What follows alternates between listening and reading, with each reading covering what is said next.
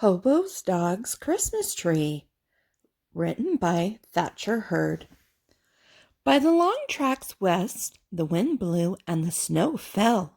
Smoke rose from a little shack made out of old lumber and tin from the junkyard. Hobo Dog sat inside, playing the guitar and singing a song to himself. Scouring for junk, riding the rails, a drifter I'll always be. But now winter is here and Christmas is near, and home is the place for me. Hobo stopped singing. Suddenly he glanced at the calendar on his wall.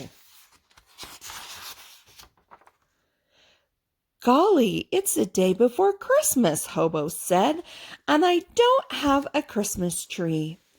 Hobo put on his boots, his mittens, and the jacket and scarf he had found at a garage sale.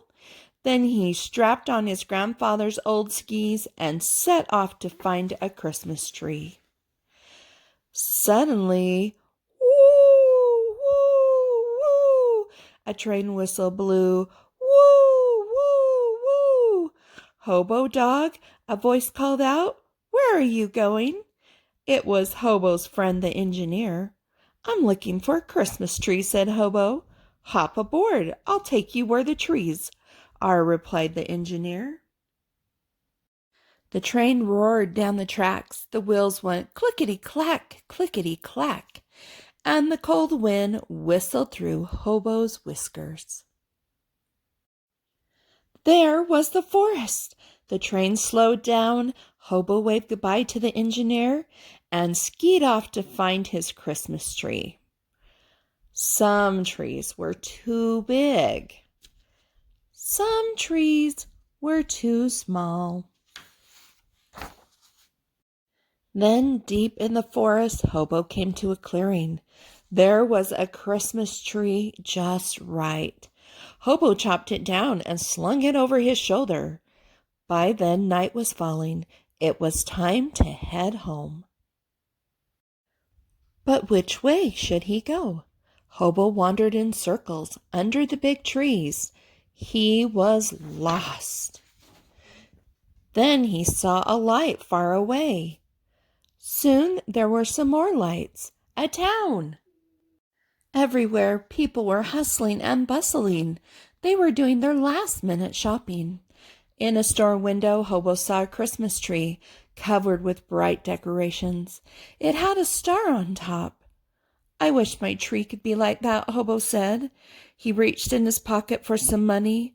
All he had was 6 cents. That would never buy a Christmas decoration. Sadly, Hobo headed out of town. At the edge of town, there was a steep hill. At the bottom of the hill were the railroad tracks. Hobo started skiing down the hill. Faster and faster he went. Whump!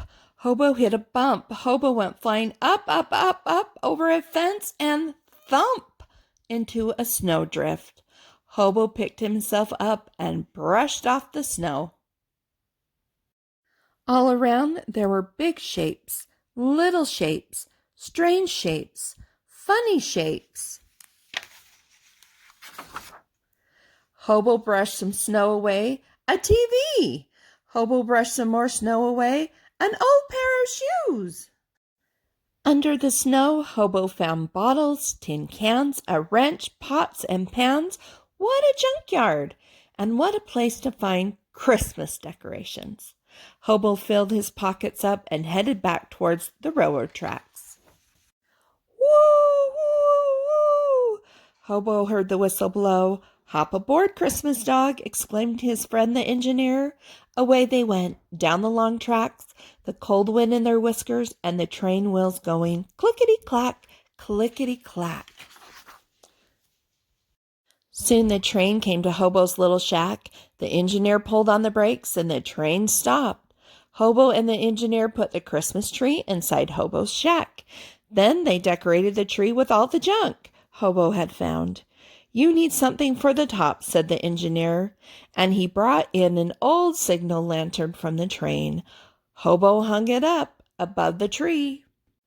Just like a twinkling star, he said with a smile. The end. Grandbabies, I just love how Hobo Dog made his Christmas decorations out of recycled things. That means he used old things and turned them into something new and useful and helpful. Grandma wants you to know how much I love you today, and until tomorrow, be grateful.